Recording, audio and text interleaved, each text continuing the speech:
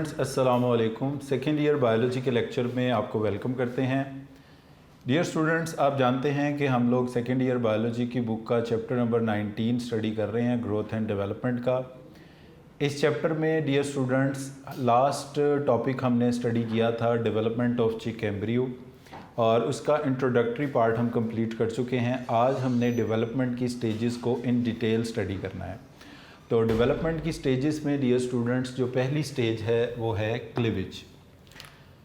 Dear students, cleavage का मतलब है rapid mitotic cell divisions in embryo. Embryo में जो रैपिड माइटोटिक सेल डिवीजन्स होती हैं इन्हें कहा जाता है क्लीवेज। यानी क्लीवेज बेसिकली एक माइटोसिस ही है, यानी जिस तरह की जेनेटिक इन्फॉर्मेशन पेरेंट सेल में होती है उसी तरह की जेनेटिक इन्फॉर्मेशन डॉटर सेल्स में पास होती है। तो जैसे ही कोई स्पर्म एग की फ्यूजन होती है, फर्टिलाइजेशन होती है, तो फर्टिलाइजेशन के फ़ौरन बाद a series of mitotic cell division, यानी इसका मतलब है कोई एक दो बार सेल डिवाइड नहीं करेगा, many times cell will divide. तो क्लीवेज का मतलब होता है a series of mitotic division, a series of mitotic cell divisions, a series of mitotic cell divisions, इन्हें कहा जाता है क्लीवेज। अब डियर स्टूडेंट्स, एक सेल था फर्टिलाइज्ड एग जिसको हम जाइगोट कहते हैं। जब इसमें पहली क्लीवेज होगी तो इसके नतीजे में दो सेल वजूद में आएंगे। इन दो सेल्स को कहा जाएगा ब्लास्टोमियर्स। जो बर्ड्स के एम्ब्रियो होते हैं, ख़ास तौर पे जो हैंस बर्ड्स एम्ब्रियो में चिक एम्ब्रियो है, इसमें जितनी भी क्लीवेज होती है वो यॉक की सरफेस पर एक डिस्क के अंदर कन्फाइंड होती है, इसलिए इस क्लीवेज को एक ख़ास नाम दिया जाता है। इसको कहा जाता है discoidal cleavage. This type of cleavage is known as discoidal cleavage. अगर हम इसको डायग्रामेटिकली रिप्रेजेंट करें इस तरह से, फॉर एग्जांपल ये हमने जब अंडे को तोड़ा तो वाइट ऑफ द एग फैल गई, इसमें ये यॉक है, यॉक की सरफेस के ऊपर ये जो मैं सर्कल बना रहा हूँ ये एम्ब्रियो है। अब इसमें जितनी मर्ज़ी बार सेल डिवाइड करे, ये जो एक डिस्क हमें नज़र आ रही है जिसकी ये मैं बाउंड्री डॉटेड लाइन से ड्रॉ कर रहा हूँ, यानी सेल में एक क्लीवेज हो या 50 क्लीवेज हो या 500 क्लीवेज हो, सेल इस छोटे से डिस्क लाइक पोर्शन के अंदर ही रहेंगे। All the cleavage planes, all the cleaved cells are confined to this small disc like portion. ये करेक्टरिस्टिक है बर्ड्स के एम्ब्रियो का। जबकि बाकी एनिमल्स में ये होता है कि जब क्लीवेज होती है तो सेल इधर उधर स्प्रेड कर जाते हैं, इनवेजिनेट कर जाते हैं, ईवेजिनेट, बट यहाँ पर क्या होगा, all the cleavage planes are in this small disc like portion, इसलिए इस तरह की क्लीवेज को कहते हैं डिस्कॉइडल क्लीवेज। और क्लीवेज के रिजल्ट में बनने वाले सेल्स को कहते हैं blastomeres. All the cells which are formed after this cleavage, इनको कहा जाता है ब्लास्टोमियर्स।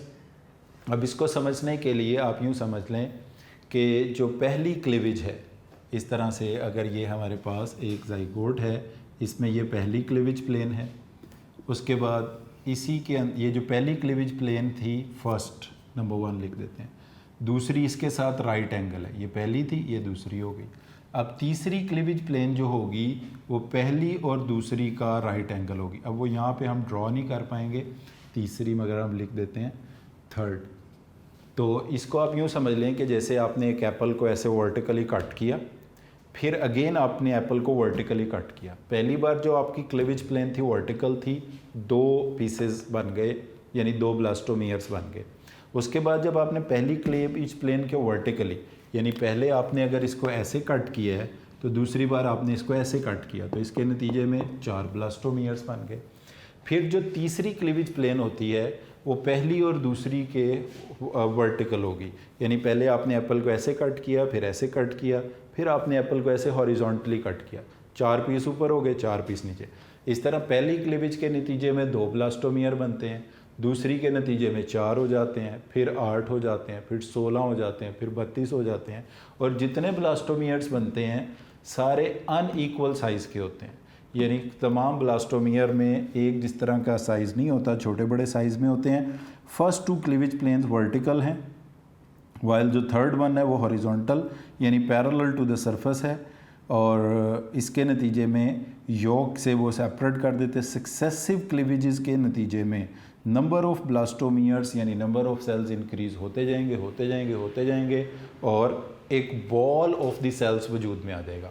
तो डियर स्टूडेंट्स, क्लीवेज का मतलब, अब यहाँ पर जो आपको पहले भी मैंने पिछले लेक्चर में बताया था कि एक शॉर्ट क्वेश्चन है, what is the difference between cleavage and normal mitosis. तो एक प्रोसेस हमारे पास है क्लीवेज, और दूसरी तरफ हमारे पास जो नॉर्मल माइटोसिस का प्रोसेस होता है सेल्स के अंदर वो है। तो क्लीवेज है तो mitosis he, but it is relatively rapid, और जो नॉर्मल माइटोसिस का प्रोसेस होता है वो रिलेटिवली स्लो होता है। एक तो स्पीड ऑफ डिवीजन का फ़र्क है, यानी क्लीवेज में तेज़ी से सेल डिवाइड करेंगे, और माइटोसिस, नॉर्मल माइटोसिस में सेल का जो भी स्पेसिफिक टाइम होगा, जैसे कोई सेल अपना सेल साइकिल कंप्लीट करता है 24 आवर्स में, कोई 90 मिनट्स में, तो वो उसी तरह अपना उस टाइम में सेल साइकिल को कंप्लीट करेंगे। फिर क्लीवेज के नतीजे में बनने वाले जो सेल्स होते हैं वो छोटे बड़े होते हैं, इसलिए आप क्लीवेज को कह सकते हैं कि ये इर्रेगुलर है, इर्रेगुलर, या ये है एसिमेट्रिकल, ये एसिमेट्रिकल है। उसके बाद जबकि जो नॉर्मल माइटोसिस का प्रोसेस है, इसके रिजल्टिंग सेल सारे एक जितने डॉटर सेल साइज में होते हैं, तो इसको आप रेगुलर या सिमेट्रिकल प्रोसेस भी कह सकते हैं। और क्लीवेज का प्रोसेस, यानी क्लीवेज में है तो माइटोसिस ही, ये सिर्फ और सिर्फ किस में होती है, जाइगोट में और अर्ली एम्ब्रियो में, जबकि जो नॉर्मल माइटोसिस का प्रोसेस होता है ये अदर सेल्स के अंदर बॉडी के होता है, जैसे कि अदर सेल्स के अंदर यानी एम्ब्रियो के अलावा जितने भी सेल्स हैं बाकी, अगर वो डिवाइड करते हैं तो वो नॉर्मल माइटोसिस से करेंगे। अगर जाइगोट डिवाइड करता है तो इस माइटोसिस को ही क्लीवेज का नाम दिया जाएगा, यानी क्लीवेज से जाइगोट और अर्ली एम्ब्रियो ही डिवाइड करेगा, किसी और सेल की डिवीजन को क्लीवेज का नेम नहीं दिया जाएगा। तो ये डियर स्टूडेंट्स मेन डिफरेंसेस हैं between cleavage and normal mitosis का जो प्रोसेस है। इसको ज़रा बुक से भी आप देख लें। Immediately after fertilisation cleavage start हो जाती है, यानी इसका मतलब है क्लीवेज बॉडी के अंदर ही शुरू हो जाती है, और डेवलपमेंट का जो प्रोसेस है वो इनिशियली इंटरनल ही होता है। The egg undergoes a series of mitotic division, इनको क्लीवेज कहते हैं। बर्ड्स में birds egg the process of cell division is confined to this, वो आपको कहा ये इस छोटे से सर्कल में जो ड्रॉ भी किया था हमने, कन्फाइंड रहता है। Small disc of protoplasm laying over the, protoplasm से मुराद यहाँ पर है सेल्स, वो जो एक छोटी सी डिस्क आपको सेल्स की, प्रोटोप्लाज्म की, लिविंग मैटर की बनी हुई नज़र आ रही है, वो डिस्क में ही महदूद रहते हैं, इसलिए इसको कहते हैं discoidal cleavage. Cleavage furrows, furrows का मतलब होता है क्लीवेज की प्लेन्स। ये जो लाइनें हम इस तरह से अभी ड्रॉ कर रहे थे ये क्लीवेज फरोज हैं। फिर पहली के साथ दूसरी वर्टिकल, इसी तरह फिर तीसरी एंड सो ऑन। तो क्लीवेज की जो लाइंस कह दें, फरोज कह दें, प्लेन्स कह दें, एक ही बात है। तो क्लीवेज फरोज स्टार्ट होती हैं इन द क्लियर साइटोप्लाज्म। ये साइटोप्लाज्म के कुछ रीजन्स होते हैं, कलर होते हैं, जैसे yellow cytoplasm, grey cytoplasm, grey equatorial cytoplasm, vegetal cytoplasm, ये साइटोप्लाज्म के रीजन्स होते हैं। तो ये क्लियर साइटोप्लाज्म से स्टार्ट होती हैं क्लीवेज फरोज। फर्स्ट टू जो होती हैं वो वर्टिकल होती हैं, थर्ड वन हॉरिजॉन्टल यानी पैरेलल होती है to the yolk, to the cytoplasm, to the sales.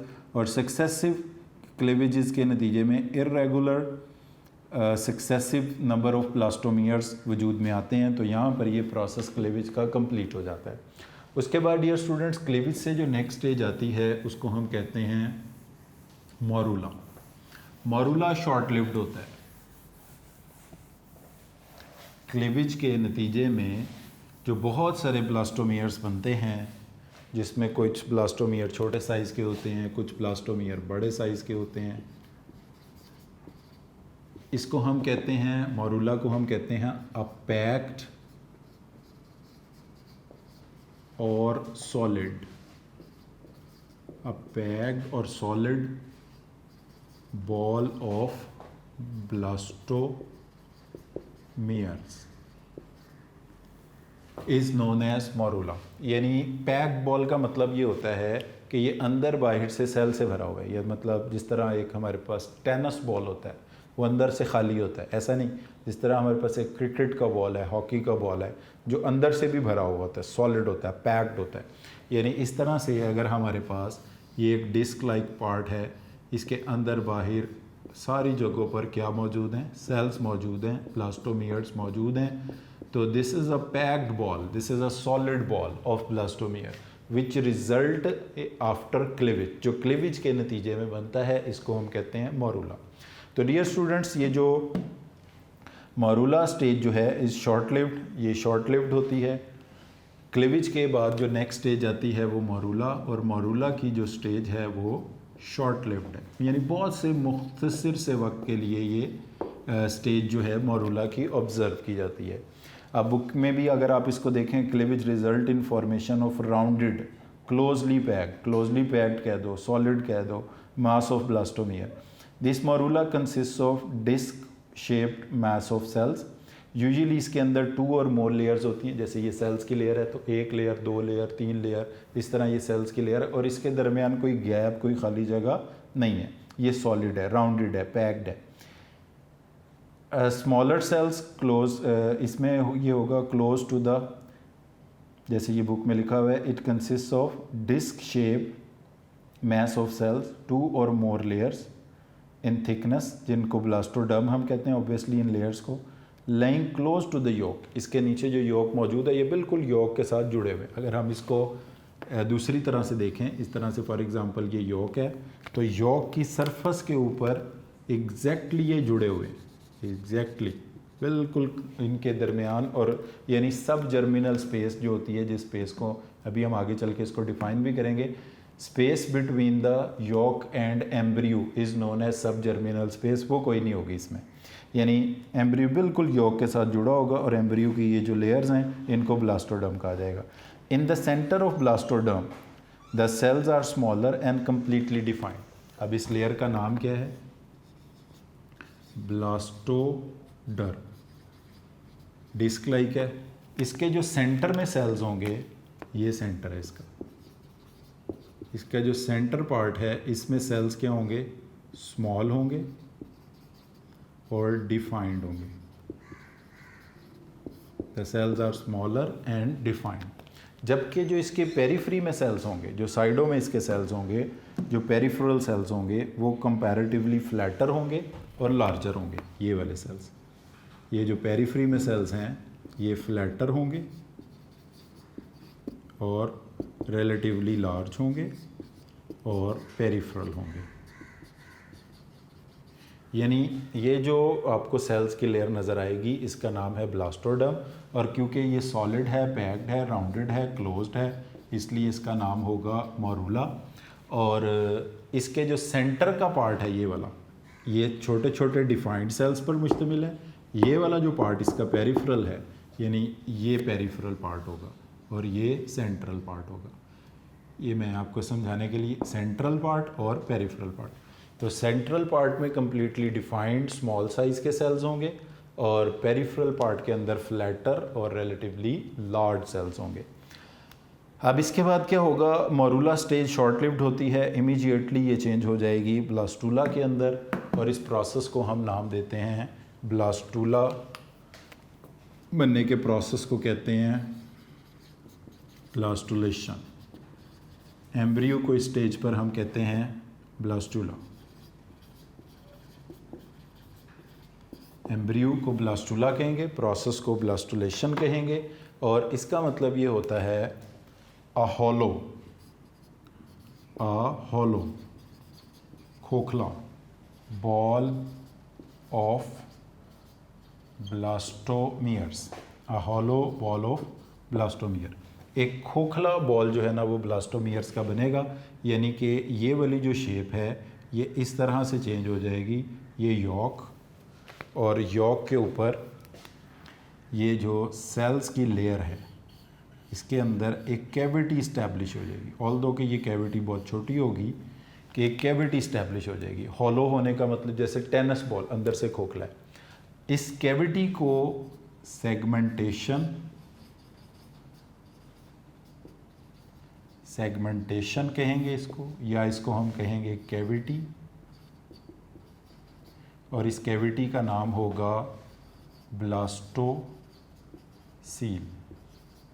तो डियर स्टूडेंट्स, अब ये तीन टर्म है, formation of cavity inside a solid ball और पैक्ड बॉल ऑफ ब्लास्टोमियर, यानी एम्ब्रियो के अंदर कैविटी जो पहली बार अपीयर होगी वो पहली कैविटी का नाम ब्लास्टोसील होगा, और कैविटी बनने के प्रोसेस को कहेंगे ब्लास्टुलेशन, और इस स्टेज पर एम्ब्रियो को कहा जाएगा ब्लास्टुला।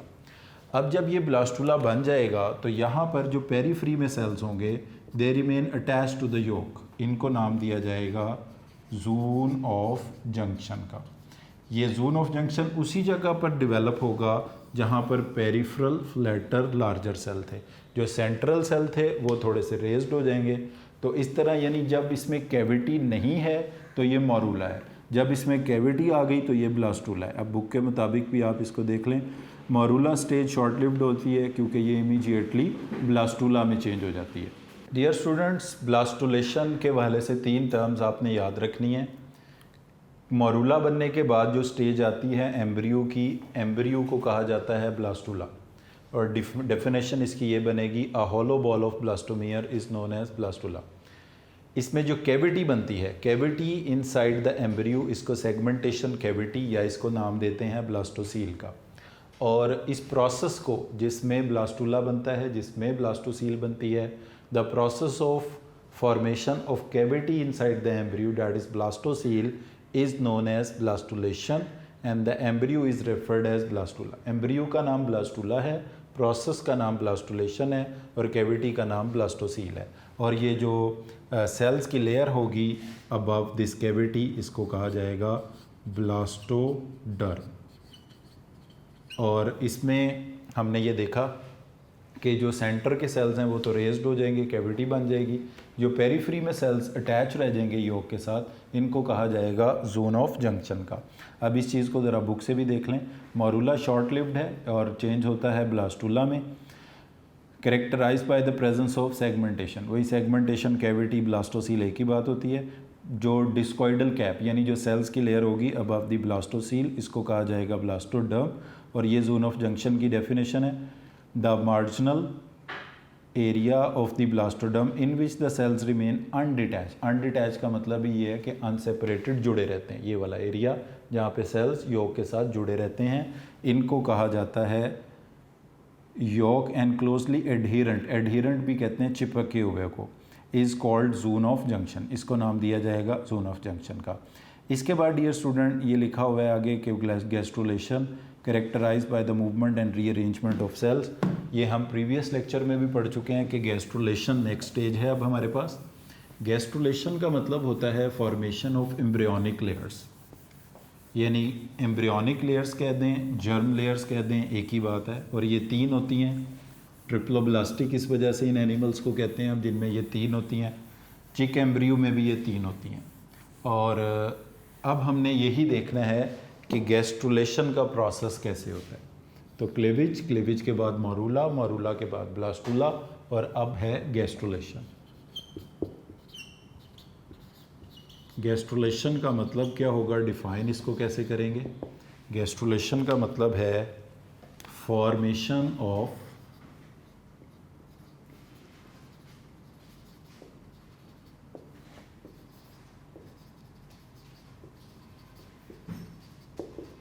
एम्ब्रियोनिक लेयर्स, जिनको हम जर्म लेयर्स भी कहते हैं।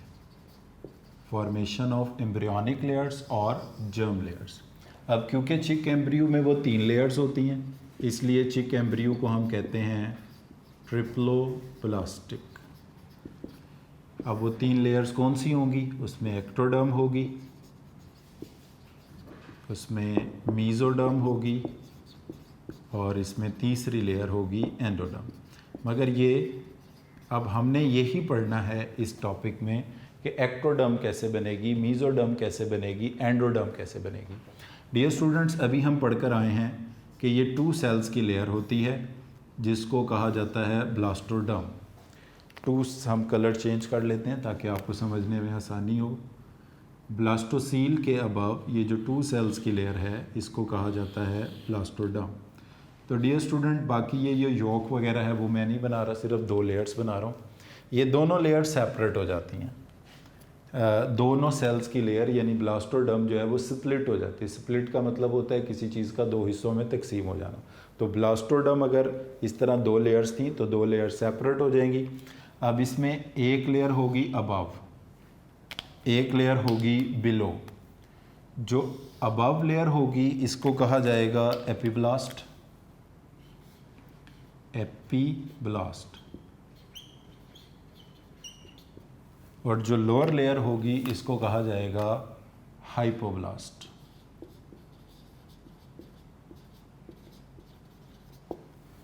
यानी ब्लास्टोडर्म जो है, blastoderm, usually it consists of 2 layers of cells. When this blastoderm gets splits into 2 layers, the upper layer is known as epiblast while the lower layer is known as hypoblast.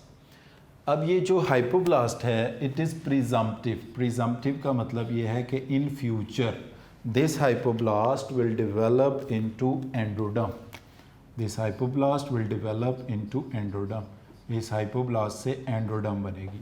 और ये जो epiblast है it will develop, it is also presumptive, यानी in future it will develop into ectoderm and mesoderm. तो इसका मतलब ये हुआ कि जब तक ये ब्लास्टोडर्म है तो हम कहेंगे ब्लास्टुलेशन है। जैसे ही ये ब्लास्टोडर्म स्प्लिट होकर एपीब्लास्ट बन गई, क्योंकि एपीब्लास्ट से बनेगी एक्टोडर्म और मीजोडर्म आगे चल के, यानी एपीब्लास्ट रिप्रेजेंट किसको कर रही है, एक्टोडर्म मीजोडर्म को। हाइपोब्लास्ट किसको रिप्रेजेंट कर रही है, एंडोडर्म को।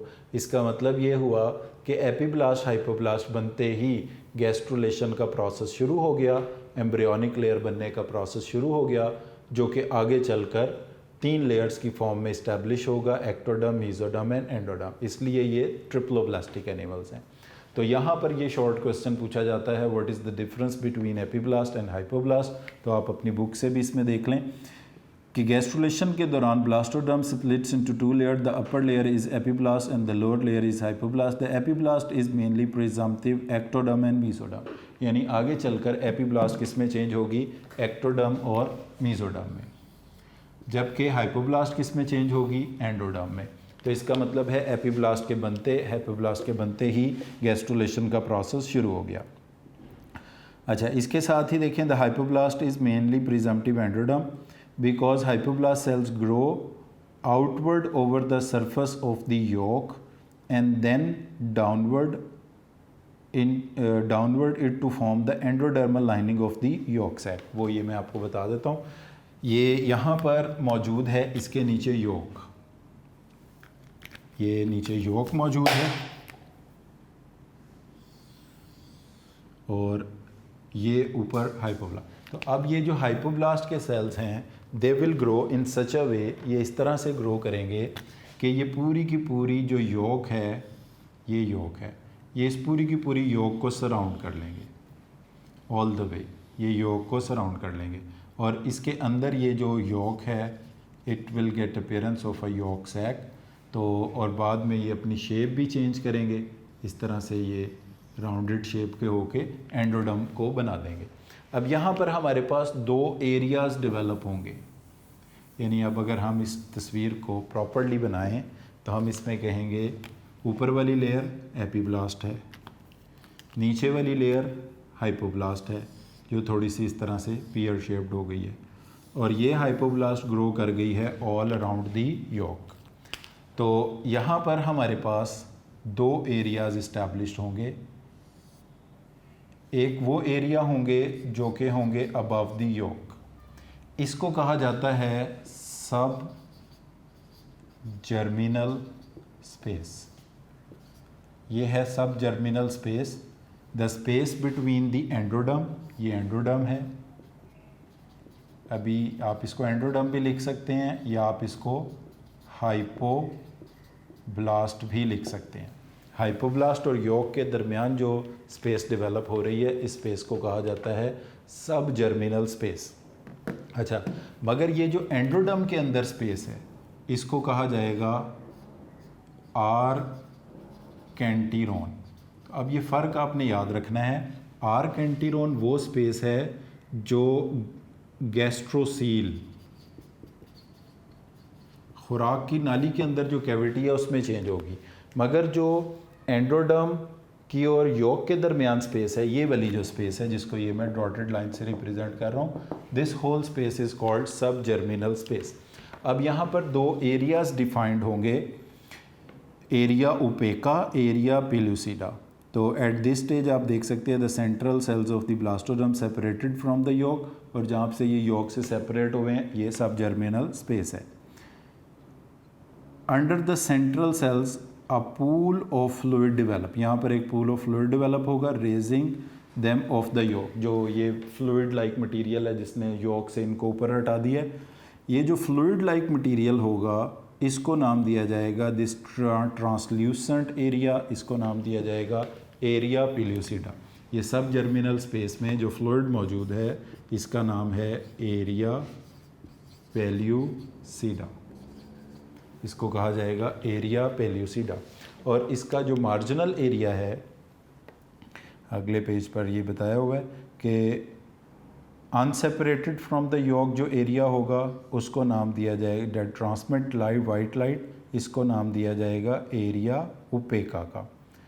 तो दूसरा एरिया जो जहाँ पर यॉक अनसेपरेटेड है, यानी कि ये वाला एरिया और इधर से ये वाला एरिया, इसको नाम दिया जाएगा, इनको मिटा देते हैं हम, इसको नाम देंगे एरिया ओपेका। तो एरिया ओपेका पेरिफेरल है, एरिया पेल्यूसिडा सेंट्रल है, और एरिया पेल्यूसिडा में जो स्पेस है इसको सब जर्मिनल स्पेस बोलते हैं, और इसमें जो फ्लूइड है वो ये ट्रांसल्यूसेंट है, इसलिए इसको एरिया पेल्यूसिडा का नाम देते हैं। बट एक बात याद रख लें, यॉक और एंडोडर्म के बिटवीन स्पेस को सब जर्मिनल स्पेस कहते हैं। आप बेशक इसको डिफाइन भी कर लें, a space between the endoderm and the yolk is known as sub germinal space, while the space inside the endoderm or hypoblast is known as archenteron, which will develop into gastrocele, a cavity of the digestive system जिसे हम बोलते हैं। तो dear student, जब ये epiblast hypoblast बन जाएगी तो इसका मतलब होगा गैस्ट्रोलेशन का प्रोसेस जो है वो शुरू हो गया है। यहाँ पर ये अक्सर एमसीक्यू पूछा जाता है इनके बारे में, ये चार टर्म्स के बारे में। रैपिड माइटोटिक सेल डिवीजन्स को कौन सी फेज़ कहते हैं, तो उसे क्लीवेज कहते हैं। कौन सी फेज़ है जो शॉर्ट लिव्ड है, जिसमें closely solid ball of blastomere होता है, वो मरूला है। जिसमें पहली बार कैविटी अपीयर होती है, इस स्टेज को ब्लास्टूला कहते हैं। और जोन ऑफ जंक्शन किस स्टेज में अपीयर होता है, जब ब्लास्टूला। और वन मोर थिंग, जब हैन एग ले डाउन करती है तो उस वक्त एम्ब्रियो ब्लास्टुलेशन की स्टेज में होता है। गैस्ट्रुलेशन से जो डेवलपमेंट का ऑनवर्ड प्रोसेस है वो बॉडी के आउटसाइड होता है, और गैस्ट्रुलेशन से पहले यानी ब्लास्टुलेशन तक का जो प्रोसेस है वो इंटरनल डेवलपमेंट में आता है। अब डियर स्टूडेंट, जो मोस्ट इम्पॉर्टेंट टॉपिक है इस हिस्से का, जो कि लॉन्ग क्वेश्चन में मोस्टली आता है, वो है नोटोकॉर्ड एंड मेसोडर्म फॉर्मेशन। वो हमने ये देखना है कि नोटोकॉर्ड कैसे बनती है और मेसोडर्म कैसे डेवलप होती है। तो इसमें इसमें सिंपल सा प्रोसेस है ये। अगर आप एक एम्ब्रियो को सुपीरियर व्यू में देखते हैं, नोटोकॉर्ड ये एक रॉड लाइक स्ट्रक्चर होता है जो कि बाद में डेवलप हो जाता है कॉर्डेट्स में, बैकबोन में या वर्टिब्रल कॉलम में।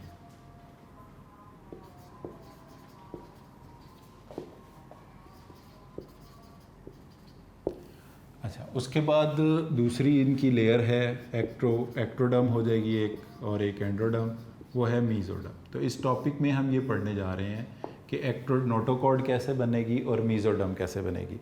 तो डियर स्टूडेंट्स, अगर आप एम्ब्रियो को ऊपर से देखते हैं तो इस तरह से आपको ये ब्लास्टोडर्म नज़र आएगी। ब्लास्टोडर्म के ऊपर जो लेयर है ऑब्वियसली ये एपीब्लास्ट है। तो एपीब्लास्ट के सेल्स यहाँ पे माइग्रेट करेंगे, इन्वेजिनेट नहीं करेंगे। अब इसमें देखें, जो जिस तरफ हेड होता है ना, इस एंड को कहते हैं सिफेलिक। सिफेलिक उस साइड को, उस एंड को कहते हैं जिस तरफ किसी भी एनिमल का हेड होता है। और कॉर्डल, CAUDL, कॉर्डल उस एंड को कहते हैं जिस तरफ किसी भी एनिमल की टेल होती है। तो ये इसका कॉर्डल एंड है, ये इसका सिफेलिक एंड है। आप इसके कॉर्डल एंड को पोस्टीरियर भी कह सकते हो और इसके सिफेलिक एंड को एंटीरियर भी कह सकते हो। और जो साइडें होती हैं राइट एंड लेफ़्ट, इनको आप कहते हो लेटरल। तो अब यहाँ पर ये होगा कि राइट साइड से, लेफ़्ट साइड से लेटरली कॉर्डल एंड से सेल्स माइग्रेट करेंगे और माइग्रेट करके किधर आएंगे, इधर मिड लाइन में। So they will create a mid line thickening. This mid line thickening, ये अब हम ऊपर से एम्ब्रियो को देख रहे हैं तो ऑब्वियसली ये कौन सी लेयर हमें नज़र आ रही है, ये एपीब्लास्ट हमें नज़र आ रही है। तो एपीब्लास्ट में सेल्स मूव करेंगे, माइग्रेट करेंगे, अपनी जगह छोड़ेंगे। और कहाँ से अपनी जगह छोड़ेंगे, ये राइट लेफ़्ट से लेटरली माइग्रेट करेंगे, कॉर्डली माइग्रेट करेंगे और मिडल में आ जाएंगे। ये जो मिड लाइन थिकनिंग बनेगी इसको नाम दिया जाएगा प्रिमिटिव स्ट्रीक का। This mid line thickening is known as primitive streak. तो डियर स्टूडेंट, इस मिड लाइन थिकनिंग को हम नाम देंगे प्रिमिटिव स्ट्रीक का।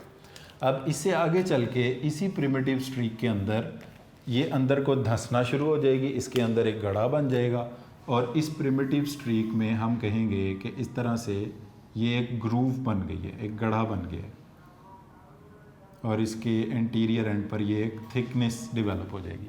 अब इस गड्ढे को नाम दिया जाएगा प्रिमिटिव ग्रूव का। A depression along the primitive streak is known as primitive groove. और ये वाले जो इसके किनारे हैं, मार्जिन्स हैं, इनको नाम दिया जाएगा प्रिमिटिव रिजेस का। और इसके इंटीरियर एंड पर ये जो लोकल थिकनिंग सेल्स की डेवलप होगी इसको नाम दिया जाएगा प्रिमिटिव स्ट्रीक नोड का, सॉरी। और ये पूरा स्ट्रक्चर क्या है, प्रिमिटिव स्ट्रीक है। तो डियर स्टूडेंट, प्रिमिटिव स्ट्रीक सबसे पहले बनेगी। इस चीज़ को अब आप बुक से भी ज़रा देख लें, क्योंकि इस टॉपिक में बुक की वर्डिंग्स आपको समझ आना बहुत इंपॉर्टेंट है। इन चिक द मीजोडर्मल सेल्स। अच्छा, अब ये देखें, एपीब्लास्ट के वो सेल्स जो माइग्रेट करते हैं, जो अपनी जगह छोड़ के किसी और जगह जाके सेटल डाउन हो जाते हैं, माइग्रेटरी सेल्स, ये कहलाते हैं मीजोडर्मल। यानी एपीब्लास्ट में हमने पढ़ा था कि एपीब्लास्ट ने एक्टोडर्म भी बनानी है, मीजोडर्म। तो एपीब्लास्ट के जो सेल्स माइग्रेट करके अपनी जगह छोड़ के किसी और जगह जाके सेटल डाउन हो जाएंगे, वो मीजोडर्म को रिप्रेजेंट कर रहे हैं। तो आप यूँ कहेंगे कि एपीब्लास्ट है, एपीब्लास्ट के कौन से सेल्स हैं, माइग्रेटरी सेल्स। और माइग्रेटरी सेल्स किसको रिप्रेजेंट करते हैं, मीजोडर्म को रिप्रेजेंट करते हैं।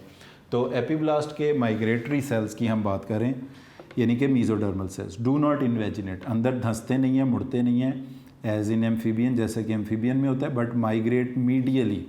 मीडियल का मतलब है ये टूवर्ड्स द मिड लाइन, दरमियान में आते हैं। कॉर्डली, टेल वाले एंड की तरफ से, फ्रॉम बोथ साइड, यानी कि राइट लेफ्ट से। और मिड लाइन थिकनिंग क्रिएट करते हैं जिसको हम कहते हैं primitive streak, which grows rapidly in the length as more and above primitive mesodermal cells का। वो माइग्रेशन यानी चलती रहती है, उसको हम आगे चल के देखते हैं। As a result of changes blastoderm changes it shape from circular to pear, यानी ये इस तरह इलोंगेटेड शेप होना शुरू हो जाती है। पहले ये गोल शक्ल की होती है, फिर ये लंबाई का रुख इख्तियार करना, पियर शेप्ड हो जाती है। एंटीरियर एंड ऑफ प्रिमिटिव 3, ये एग्रीगेशन ऑफ सेल्स है, इसके एंटीरियर एंड पर, जिसको कहते हैं प्रिमिटिव नोड का हम नाम देते हैं। और नोटोकॉर्डल सेल्स, बाकी इसमें नोटोकॉर्ड के सेल्स भी होंगे। while the rest are mesodermal. Primitive streak represents the dorsal and the lateral lips of the blastopore. ये जो इसकी एम्ब्रियो की एक ऊपर वाली साइड होती है जिसको डॉर्सल साइड कहते हैं, नीचे वाली को वेंट्रल साइड कहते हैं, वहाँ पर एक पोर डेवलप होता है, उसको कहते हैं ब्लास्टोपोर। तो ये उस ब्लास्टोपोर को भी रिप्रेजेंट कर रही हैं। यानी यहाँ पर अगर ये इस लाइन को आप छोड़ भी दें तो आपने 4 चीज़ें याद रखनी हैं। A midline thickening developed from the migration of cells from the tail end, from the right left end. This midline thickening is known as primitive streak, and the depression in this primitive streak is known as primitive groove, and the margins of these primitive groove are known as primitive ridges. At the anterior end of the primitive streak there is a local aggregation of the cell which is known as primitive node, इसको कहा जाता है। तो dear student, अभी हमने notochord mesoderm formation के topic में ये देखा है कि किस तरह प्रिमिटिव स्ट्रीक 4 टर्म्स की हैं। प्रिमिटिव स्ट्रीक किस तरह बनती है, प्रिमिटिव ब्रिजेस किस तरह बनती हैं, प्रिमिटिव ग्रूव कैसे बनती है और प्रिमिटिव नोड कैसे बनती है। इसके बाद ये किस तरह से नोटोकोड में डेवलप होगा डियर स्टूडेंट, इस बात को हम नेक्स्ट लेक्चर में कंटिन्यू करेंगे। आज के लेक्चर को हम इधर ही ख़त्म करते हैं। So thank you very much for today.